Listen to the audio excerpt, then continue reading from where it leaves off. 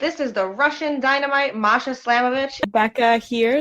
This is not America's Sweetheart, Davian. And It's Billy Starks. And the super fly guy, Trayvon Jordan. This is the fly side flyer, Jalen Brandon. Hardcore Princess, Jules Malone. Hi there, this is the Bubblegum Princess, Alexia Nicole. This is the Brazilian Wonder Woman, Christy Jane. This is the baddest black belt, Chennai Kai. This is Kid Bandit. The smash hit Joel Bateman. This is Robin Renegade. Cody Hawk. Brutal Bob Evans. And you are listening to Wrestling with Entertainment, one of my favorite podcasts in the whole wide world. Hey, this is Eliza Haze, your favorite flower child, and you're listening to Wrestling with Entertainment. Hello, and welcome to the show. It's Wrestling with Entertainment, the only audio experience on the web today, interviewing all your favorite wrestlers every Tuesday and Wednesday on YouTube and Castbox, sponsored by Rogue Energy and Player One Coffee. I am, of course, your host, James J., and it's a great day for wrestling, because we are wrestling with your favorite flower child, Eliza Haze! Hello. How are you, Eliza? I'm good. How about you? I'm great. And can you tell us where we could find you next?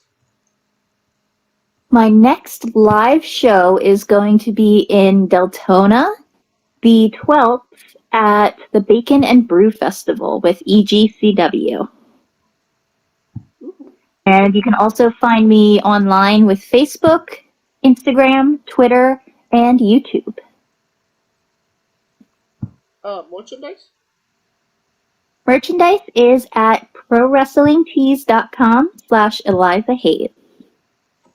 Alright, and you don't need to look for, you don't need to go searching for it. All of the links will be in the description of the video below, both on YouTube and Castbox. Alright, let's get into it. Before you started wrestling, you were a referee. What did you learn kind of being the third person in the ring that really helped you when you actually did first get into the ring as a wrestler? Well, refereeing was actually part of my training. So I started refereeing about a little over 2 months, like 2.5 months after I started my training. So being a ref first is great because there's a lot of pressure, but if you have like stage fright, you're not the focus. So it gives you a chance to get in front of people and not be as nervous because you're not the one that they're focusing on. And it also gives you a great opportunity to learn the rules in the ring, which is good for wrestlers to know, though a lot of them don't listen. And it gives you a chance to work with a lot of different people and see a lot of different styles up close. Any, because, you know, obviously being the third person in the ring, you know, the referee can get into a little bit of trouble themselves. Did you have any experiences like that? Several. There's a couple of tag teams that I've worked with that I can get in a little bit of trouble just because they are just so funny. And it makes you, like, want to laugh, but you can't because you're supposed to be the serious lawkeeper in the ring. Right. And they will try so hard to make you bust out laughing. It's really hard sometimes. I've gotten hit before a couple of times being the ref. You always try to stay out of the way, but sometimes it just something happens and you can't avoid it. No, I completely understand that. And you refereed in a skirt, correct? There were shorts under it. Okay, but what I was asking was, is there any more challenges of us refereeing in a skirt?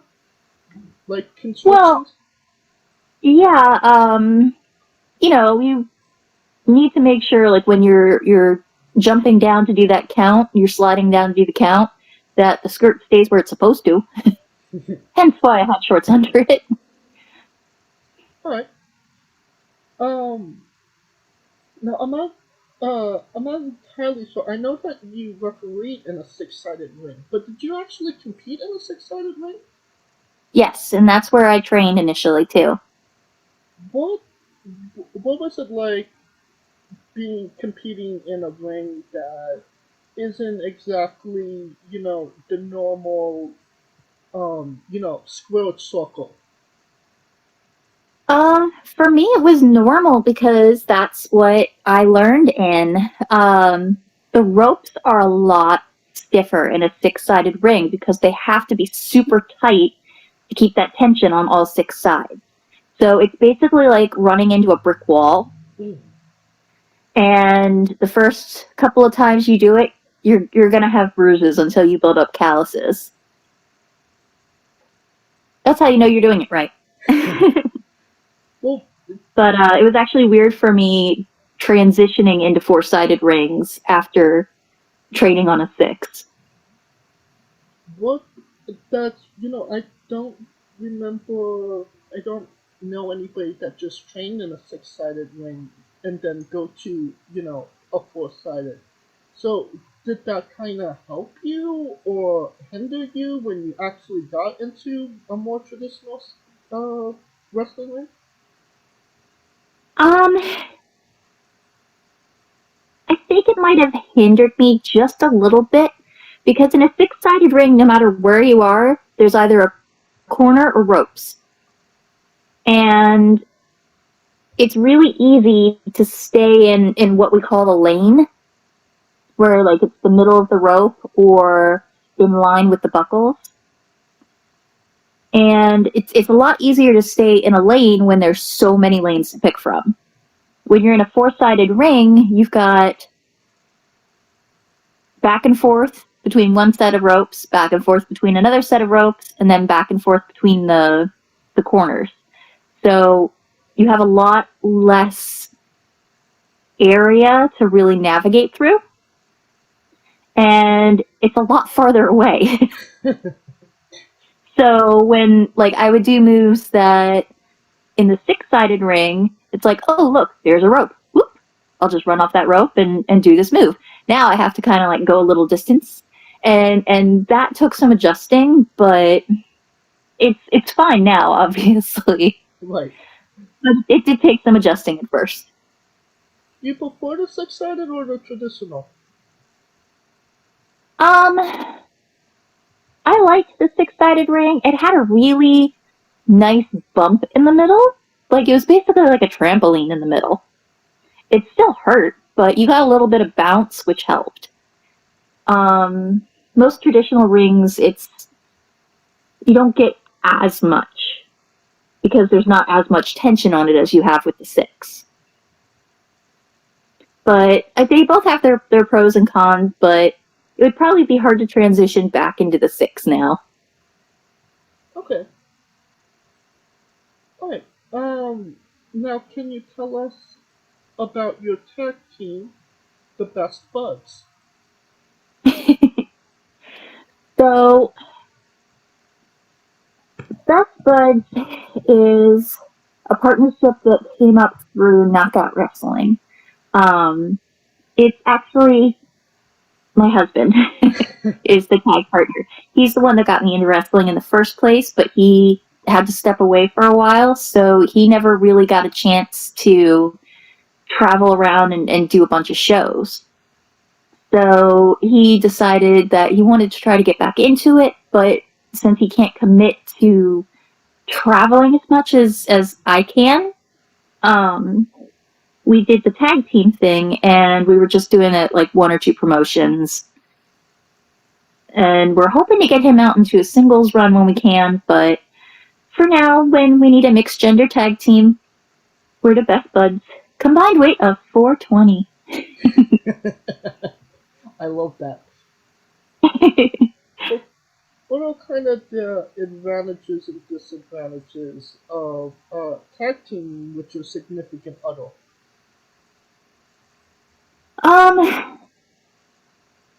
Well, if you get to know tag teams, like the ones that have been working together for a long time, they are basically like significant others.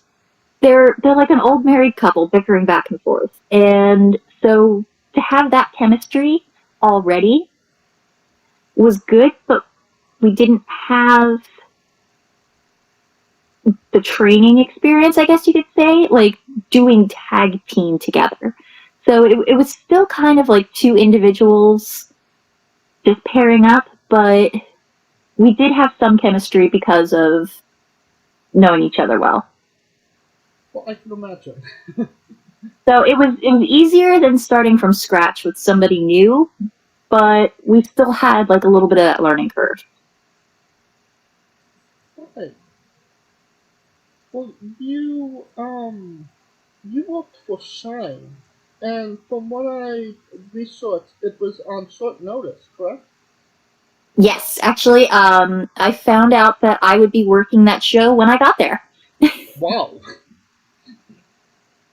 Can you elaborate a little bit more on that? So I was asked to come in and help out with the hype show leading up to Shine 74. And it was like a Friday or Saturday night thing. I think it was a Friday night thing. And it wasn't really a wrestling crowd, but it was at that venue, the same venue that they do their shows at. And it was just to try to draw in some more folks to the main show. And I had a lot of fun. Everyone there was great. And I told them, hey, when you have the show coming up, like I can come and I can help out. So I went and I wore black clothes in case they needed help with camera security or something. I also had ref gear with me and I had wrestling gear with me. So whatever they needed, I could help out with. And unfortunately, one of the wrestlers, Allie Rex, had a back injury the night before. So she wasn't able to compete. Thankfully, it wasn't too serious. She's okay, but she just had to take a couple of days to recover. So they were like, hey, we need somebody in this match. So put your gear on. I was like, okay. Well, I would say, like, how do you get ready? But it seems like you were already ready for that scenario if it came up, no? Yeah, one of the things that all wrestlers learn to do is even if you're not planning on being at a show, like being on the show, and you're just going to watch, bring a set of black clothes, set of ref gear if you're trained for that, and your wrestling gear. Like, always have it with you, even if you don't plan on doing something, because the one time you don't, you will. Yeah. And I had that happen, so I every time now, I have everything with me, whether I plan to work or not. So you kind of learned from experience. Yeah, and thankfully that show was literally a straight shot down one road, 20 minutes from my house. Oh, wow. So I was able to call home and have my gear brought out for that one, but that's I learned better after that. Yeah. Alright, now, correct me if I'm wrong, but you broke your neck before you even started wrestling, correct? Yeah, so a couple years, when was it? 2012, going into 13, I started having a lot of neck issues. And I couldn't figure out why. I didn't really do anything that, like, I wasn't in a car accident or anything like that would, like, cause that kind of injury. So I kind of tried to get by with, like, chiropractor adjustments and things like that, like salon pus patches, which are basically like biofreeze kind of thing, but they're more natural ingredients. And I moved down to Florida I was up in Pennsylvania at that time. And finally, I just couldn't do it anymore. And I went to the doctor and I was like, we got to figure out what this is. And my C5-6 was herniated. Oh. And then I also had a couple of bulging discs in my neck. So they did an anterior cervical discectomy back in 2013. And that's why you can see the scar actually still on the front of my neck, because that's where they went in. So they took out the herniated disc, put in a piece of cadaver bone, which his name is Floyd. I named him, and and a titanium rod. Wow. How was it? Just years of wear and tear, or what? Well, they think it might just be from untreated scoliosis, honestly. Oh, okay. From the spine being a little twisted, it just put strain on the neck and just eventually caused it, I guess. So the doctor thinks that I might have been getting up and playing football in my sleep. So that's still a possibility. Was that discouraging, like when you first started, actually getting in the ring?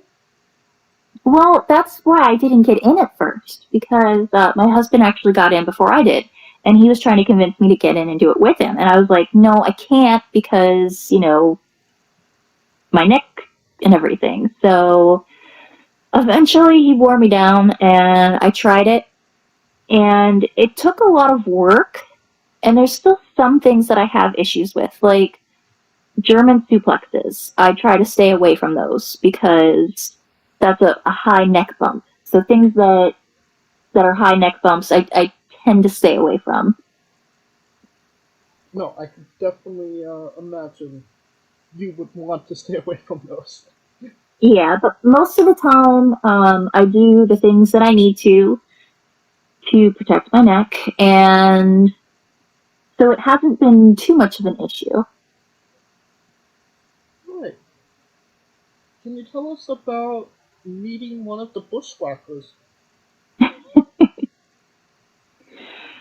So I met Luke at a knockout show. Knockout teamed up with this company called Toomey Tools. They're like a mom and pop hardware shop. And they do 1 or 2 events a year where they have a couple of wrestling legends come out and do some things. And at that show, they had Bushwhacker Luke going up against Gangrel. Oh my god. What a mess. And he was so funny, though. He was so nice. I got a picture with him, and he asked me to text it to him. And so, I gave him my phone number so he knew it was me, and he's like, ooh, I got a pretty girl's phone number. But, yeah, he's just so full of life. He's great. No, it's definitely amazing, he's still competing after all these years. Yeah, and I know he was having a little bit of trouble that day, and I know Gangrel was having a little bit of trouble that day too, because I think he was starting to have some knee issues. But they both went out, and the crowd absolutely loved it. I can imagine. I would pop for that match. Yeah.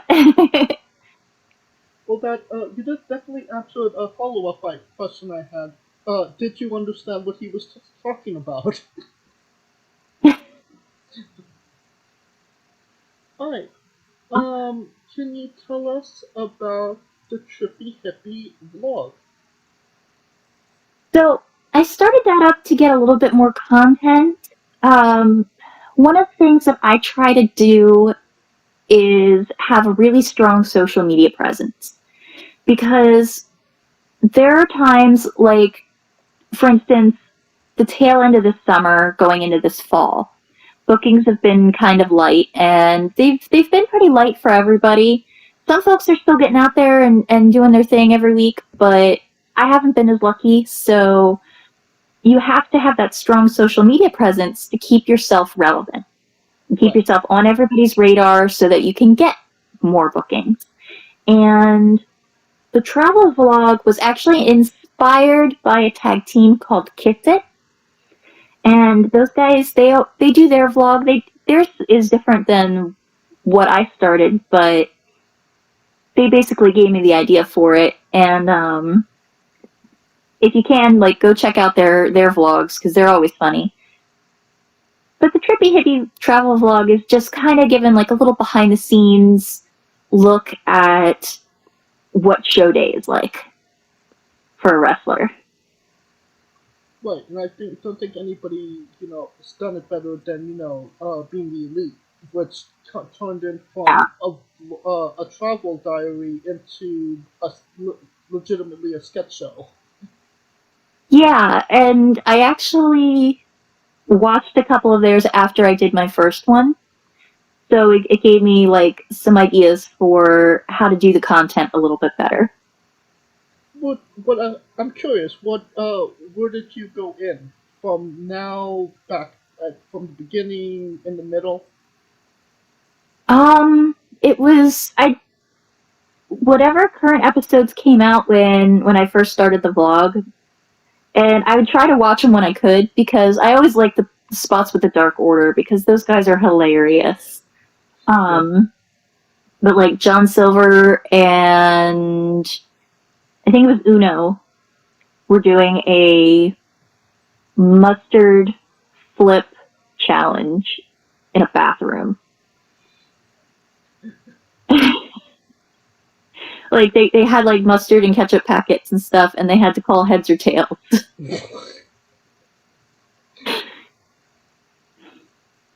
So things like that, like they just crack me up.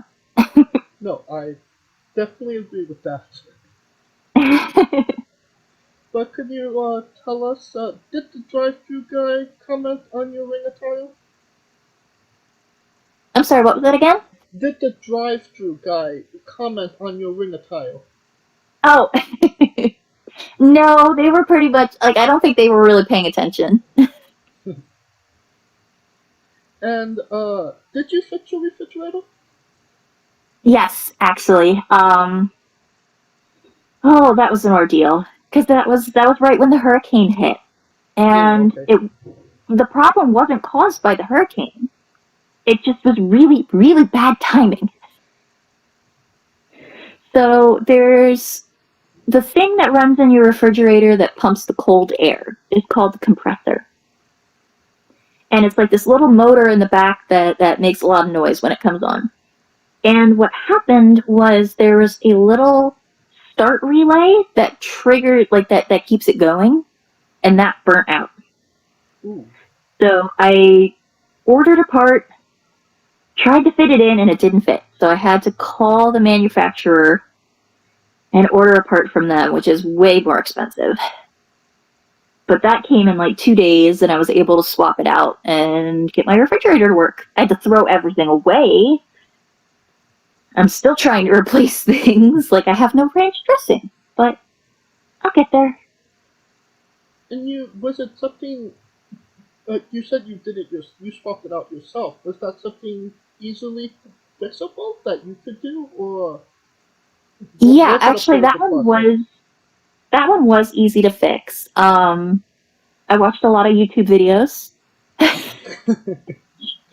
Thank goodness for YouTube. But yeah, it's basically just like a little gray box and a little black box that connect together. And you just basically pull them out, put the new ones in, and see if it works. Now, was it easier than making your own ring jacket? Yeah. Can you tell us about that process? Sure. Well, I was at this shop a couple weeks ago, and well, actually, let me back up a little bit. So I went to a seminar a while back at the Death Proof Dojo with Chris Silvio. Okay. And it was all about being like TV ready and stuff. And a couple weeks after the seminar, he messaged me and he's like, you know what you should do?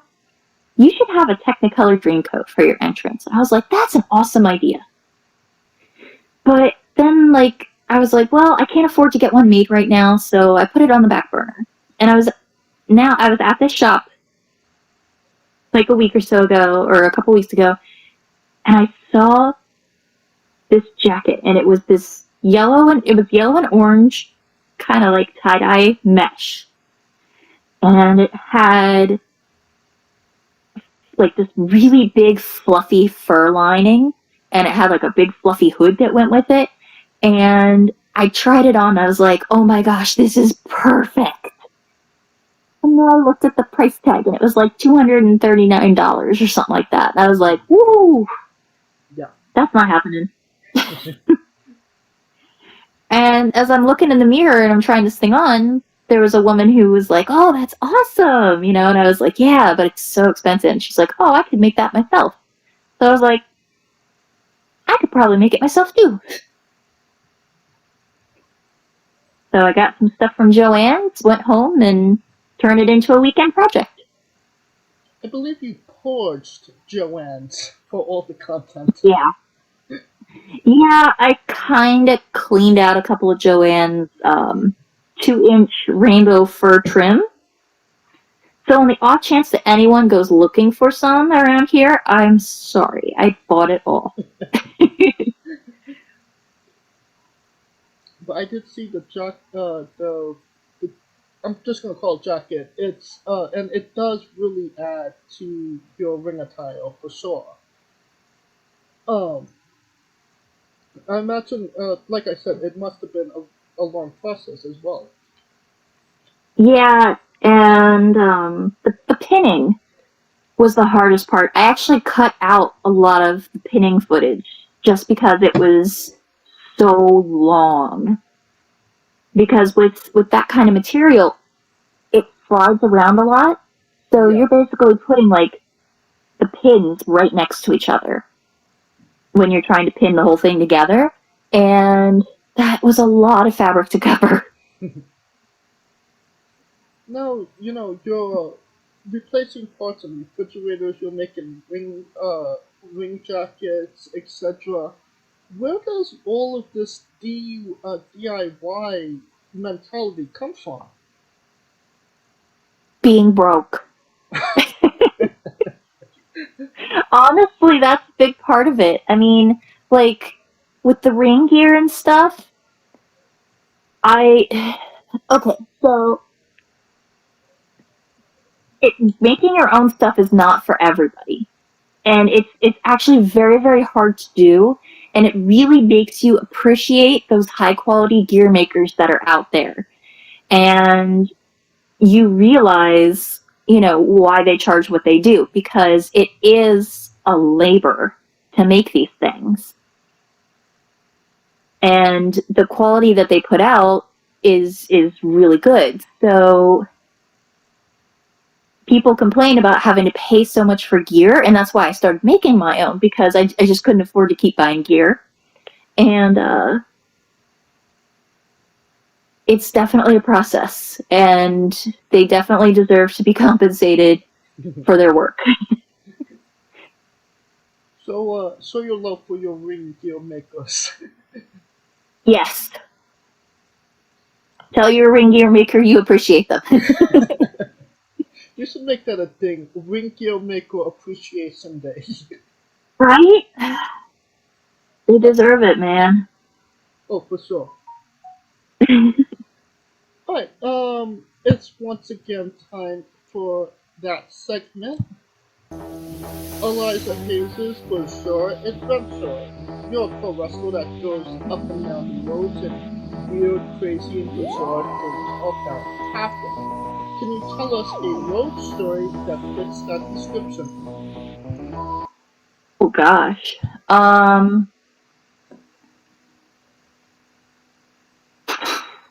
I haven't really had anything weird happen on a road trip.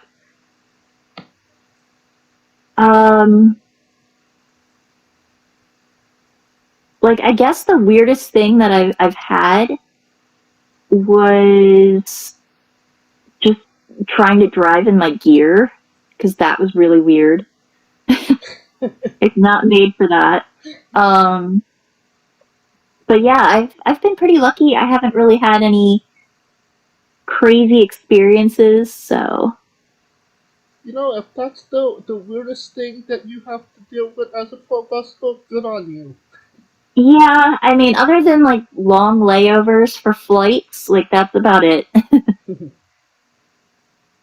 Now, you were trained by Devon Dudley, correct? I trained at Devon's school, 2D Academy, for most of last year. Were you taught how to get the tables? No, we did not go over how to get the tables. I have tried to put people through tables, but not there. Well, I mean, if you're gonna want her to put somebody through a table, I mean, that would be the place to do it, obviously. Yeah, it would be. But the school actually has a lot of students, and the school itself is in a small area, so it's kind of crowded to fit tables in there. Alright. Well, can you tell us about your love of The Legend of Zelda? I've always been a Zelda fan. You know, growing up, like, I had my little Game Boy with Link to the Past, or not Link to the Past, Link's Awakening. Yes. So I did have to buy that on the Switch when it came out. And then, Ocarina of Time was, like, the game of my formative years. Like, I would just sit there and play that, like, all day. I had my own mixtape soundtrack for it and everything. And obviously, Ocarina of Time is one of the better ones. I kind of prefer Twilight Princess, but that was my introduction to the franchise. So, you know, I have a soft spot for it. Yeah, I guess I just like the story in Ocarina of Time, because it hit so many notes. No pun intended, actually didn't mean it.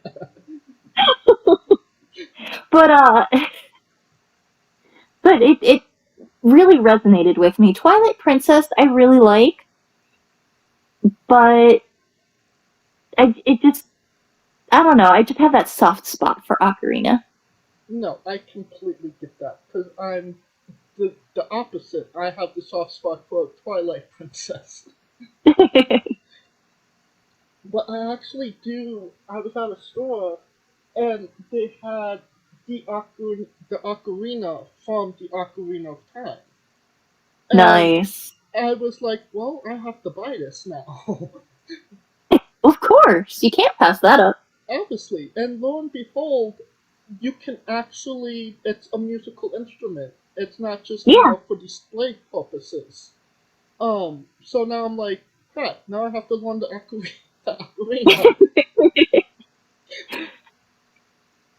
It's really pretty once you get the hang of it. I haven't had a chance to really play around with one for more than a few minutes, but they're really cool. When I have time for to learn ocarina, I definitely will. It does seem like something I could have fun with. Now, you do have a Legend of Zelda tattoo. Can you tell us about the significance of that tattoo? Yeah. So when I did first get into the ring, I was just going through some mental health issues. And I did eventually try to commit suicide. Obviously, it didn't work, so thankfully. And it's one of my biggest regrets was doing that. I was just in a really bad place, and when you're not well mentally, bad things can seem like a really good idea. And that's why, like, mental health, especially in wrestling, where you're doing something that is already destroying your body. You need to make sure that you have your mental health taken care of, because you need to have that. I don't want to say self-preservation, but like, you need to have that love for yourself so that you take care of yourself, because you're doing something every day that is really hard on your body. So when you have an illness that's also being really hard on your mind, it's just a double whammy. I did get help after that, and I am in a much better place. But I got that tattoo. I have it over my heart, and I was trying to see if I could find designs online that were similar to it, but I actually ended up drawing my own. Oh wow. And it's Navi from Ocarina of Time, and she's actually in the shape of a semicolon. So she's the little dot at the top of the semicolon, and then it's like a little like swirl of light from her flying is the little hook of the semicolon. Yeah, and I always kind of felt like, wrestling is 10% physical and the 90% mental. Mm-hmm. And obviously a lot of people don't quite understand getting into it. Oh yeah, it's physical, but you don't some people don't understand how, taxing it could be on the mind as well, especially Yeah. if you're not mentally prepared for it. Yeah, and you have to be able to take care of yourself, because when you're in the ring, you're not just taking care of yourself, you're taking care of somebody else too. Right. And thank you for sharing with that. You know, um, and can you, was it, you just made the tattoo yourself because you couldn't find any, designs you liked?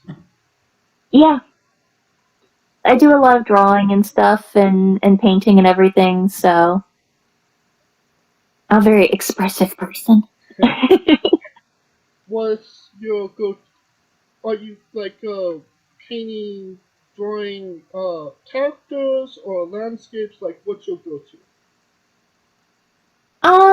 Drawing is usually characters, but painting, like, I love the painting with a twist stores and those kind of places, because they come up with the idea for me. Like, I see one that I like, I'm like, oh, I want to do that, and then they tell me how to do it. But I've done some stuff on my own too. The drawing, I usually, like, if I have a character that I really like, I'll just do some doodling while I'm watching a show or something. Who's been your favorite? What's been your favorite character to draw? To draw, I did a Link portrait a while back, like a couple years ago, that I'm really proud of. I also did like a whole Disney series where I did different Disney characters in charcoal, and I'm really happy with some of those, especially my Robin Hood one. I think you could need to post some of these, no? Yeah, I have them on like my private page and stuff, but I just didn't want to take the focus away from the wrestling on my wrestling page. Oh no, I get that. Alright. So like sometimes I'll put things up, like I did post up a picture a little while ago. I drew myself as a Bulbasaur. And I did it for another wrestler too, La Brava. We were joking about how she's like part Pikachu and part Luchador, so she's a Luchachu. So I drew her a little Pikachu in her gear. Well, we will put a pin in that Pokemon thing question for a moment. And go into our next segment, the colossal question. They're making a movie about you. It's going to be a big production. Lots of producers are putting a lot of money into this. every movie has a soundtrack. What would be the first three songs on the Eliza Haze movie soundtrack up to this point? Oh gosh, three. Yes. I know the main one would be The Middle by Jimmy Eats World. Okay. Somehow that became like a personal anthem because it always followed me around and I always heard it when I needed it. Interesting. That's one. So that one's always been an important one to me. Probably for like the big emotional scene, we'll do Who Wants to Live Forever by Queen. Sweet. And while we're on Queen, let's do Can't Stop Me Now, because that one's a fun one too. I can't disagree. Yeah, I love that one. Alright, you got three solid Oh, picks. Don't Stop Me Now. Don't Stop Me Now, I mean. Yeah. Do you lock it in? Do you lock them in? Like who? Are you confirming that those are your three picks? Oh, Do you lock yeah. it in? Yeah, I'll go with those. Alright, you're locked in. Alright. Yeah, because it represents the struggle with the middle, the confidence in kicking butt with Can't Stop Me Now, or Don't Stop Me Now, and I just always loved Who Wants to Live Forever. That's my favorite song. So Yeah. that'll be our gooey emotional moment. Yeah. Alright, now we got the soundtrack taken care of. Who do we cast as Eliza? Because you can't play yourself because, you're obligated to make the Stanley cameo at the end. So, who plays you? Oh gosh. Well, I used to have people tell me I looked like Julia Roberts when I was younger, but I don't think she would be up for the role now. Maybe Mila Kunis? Okay. I mean, either one's a solid pick. And we Yeah. could get Julia Roberts. There's no limits to this. I don't know if Julia Roberts would want to take a bump. Probably not, but I mean that's why we have stunt doubles, right? That's true. It's all CGI now. Was it really Julia Roberts to begin with? And obviously every movie has a supporting cast. Who would be three people in your movie, and who would play them? Oh.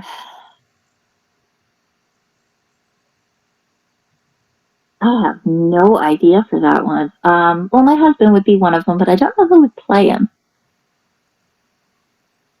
Well, I mean, Jason Momoa has always been a popular choice.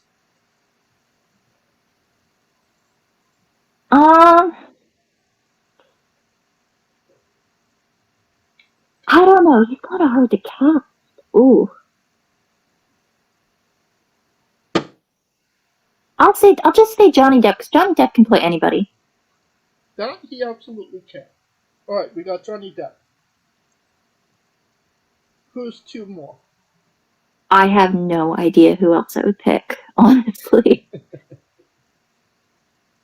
Alright. There's just been so many people on this journey. No, I get that. Alright, well, we got Julia Roberts and Johnny Depp, and that just those two alone could probably make $1 billion in this movie. So, Right? right. We're gonna be pre-ordering those tickets now. Alright, onto a controversial subject. Pineapple on pizza, what's your stance? Absolutely. So you are pro pineapple on pizza? Yep, I love pineapple on pizza. Alright. What's your spirit Pokemon? Bulbasaur. Weirdest question you'll be asked in a wrestling interview. Would you ever consider wrestling a Raw? not Dwayne Johnson, not the country, an actual rock. Well, I have seen people wrestle bears. Not a real bear. And I've seen people wrestle traffic cones. So I think I could take a rock. Okay, hold on. Who's wrestling the traffic cone? That was a fella that goes by DMC. He took a tornado DDT from a traffic cone. It almost won. Good on him for getting that W on that traffic cone. Hey man, it was a tough opponent.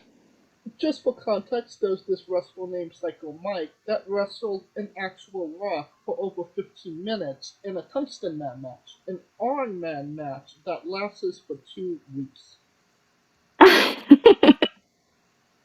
And unfortunately, he did not get the W. Aww. Yeah. I mean, Rock was the world champion. He wasn't just going to be jobbing. Yeah. And we love Tracy Smothers on the show. Do you know the acronym for Thug? THUG. No. T is for terrible, H is for hell, U is for ugly, and G is for jail, because a Doug can't spell.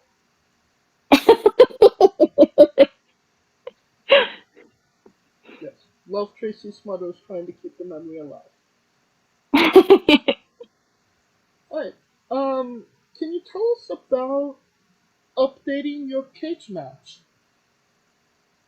Oh my gosh. It's a process. It really is. So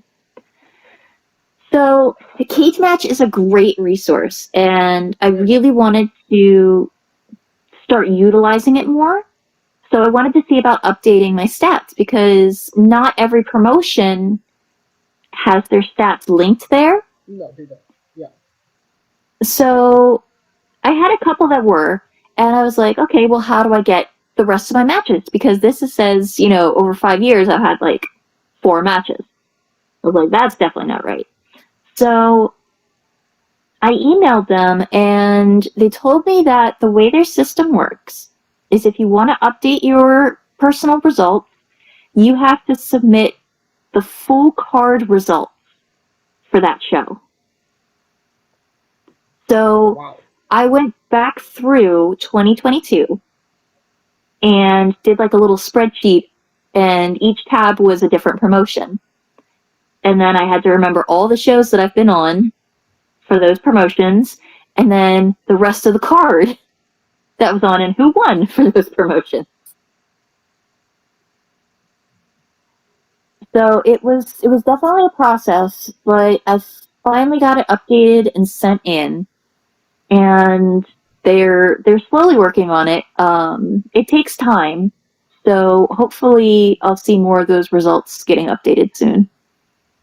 Right, and it seems like you got everything covered. You got your social medias, you got your YouTube, you got your cage match, and not everybody, I don't think a lot of wrestlers quite understand how important having all of these resources are. Was that something that you kind of came to a realization of yourself, or somebody that was kind of teaching you that you have to have the YouTube, you have to have the cage match, you have to have the social medias? Well, the cage match was more recent, like with getting the drive to update that, because I got some advice from Aiden Von England, and because I messaged him and I was like, hey, I worked with him once before, but I was like, hey, can you help me out? Like, I have some questions about this, and he was helping me out with that, so I was really thankful for that. But the social media, most of it, I just kind of picked up along the way, because when you work for promotions that aren't near you, it's really hard to advertise for them. So, like, Yeah. if you live in town, or in the surrounding area, like, you can spread flyers all over the place. But when you live a couple hours away, you can't really, and you have like this whole other life. Sometimes it's hard to get that time to go and do the papers everywhere. So social media is a really great tool for getting out and advertising shows that you're going to be on. No, you're absolutely. And yeah, and I think that more wrestlers, like, a lot of them do, but I think that it's very important to advertise yourself, advertise your brand. No, absolutely. It's not.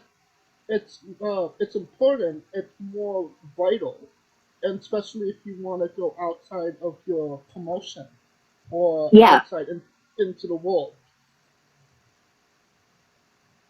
All right. Funko Pop fan? What was that one? Funko Pop fan? Yeah. Actually, I have a bookshelf overflowing with them at the moment. All right. So who's your which one is like your most pride and joy of the collection? Oh, well, everybody in the house has a couple on there. That's why we have so many. But I think my Robin Hood one is probably one of my favorites. I have a couple that like they all mean something like special to me because they all represent something that I really love. But I think the Robin Hood one means a lot because my husband did a lot to try to track that one down and find that one for me. Oh, cool. All right.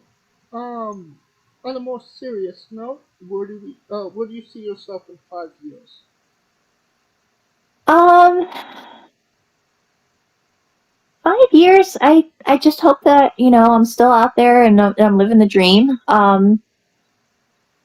I would like to get an AEW dark match at some point, but I hope I get it before 5 years from now. Yes, let's But, hope so in the upcoming year. Yeah. I've been trying since summer of 21 for that, and I haven't had much luck yet, so just gotta keep trying. Absolutely. And that's another important thing with social media is because companies like this need to see that you're a draw, that you have fans out there, and that if they use you, it's not just going to be putting like a nobody on there. Like, it's somebody that people will tune in to watch. Absolutely. Keep knocking on that door and somebody's going to be at you. Yeah, I'm kind of banging my head on it at the moment, but I have a really hard head, so I can do this for a while. You could break through the door. Here's Eliza. I could. My skull is actually really, really hard. What is a match people should go out of their way to see that best shows off what Eliza Haze is all about? Ooh,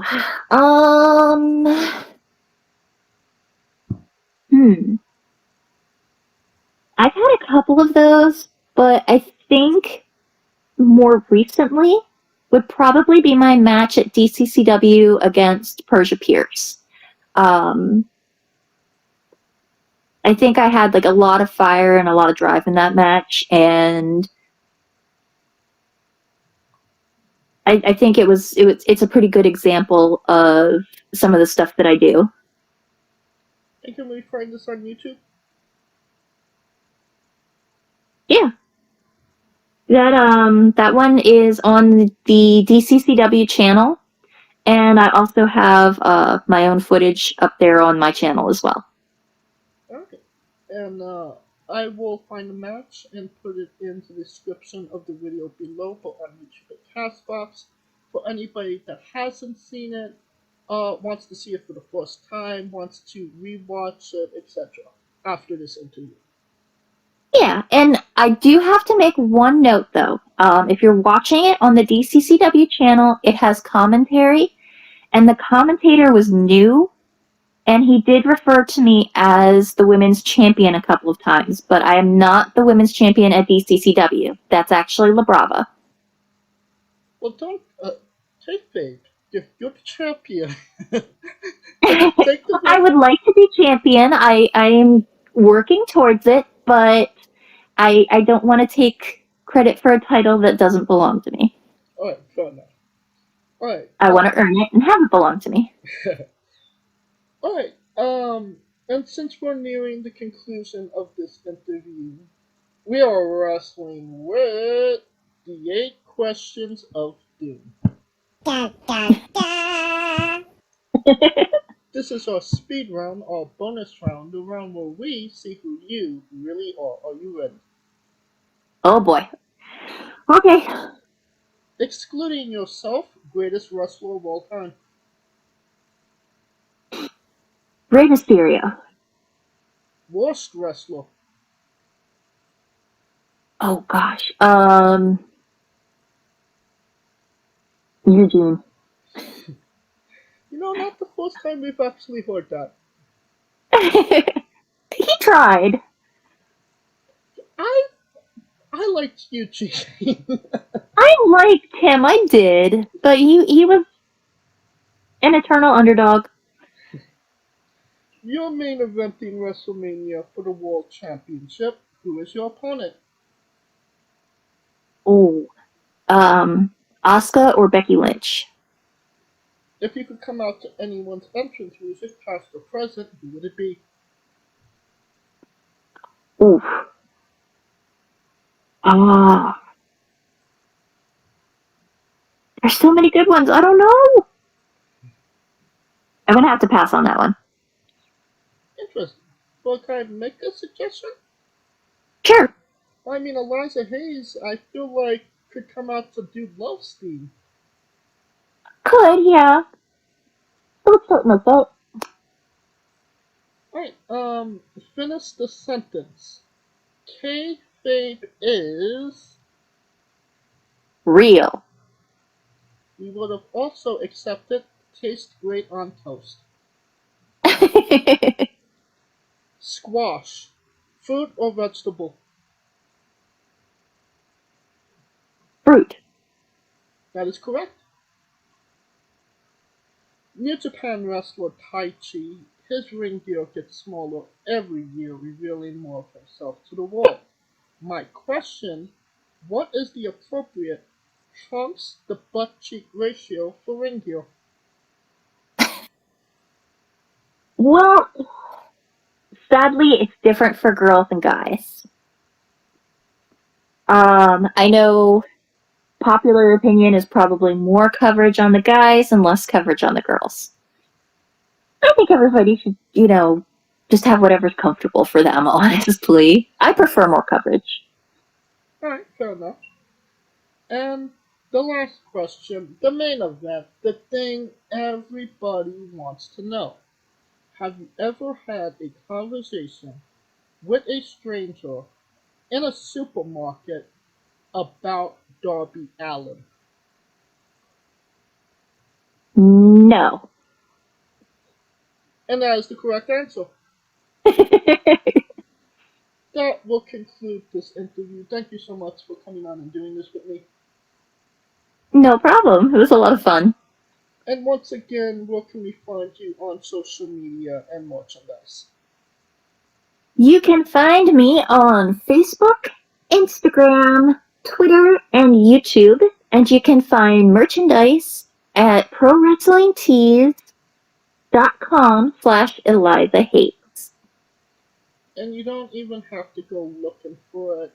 I will put all of those links in the description of the video below, but on YouTube and Castbox, simply click the link. A new tab will appear on any device you're on. You have no excuse. You've been listening to her for an hour.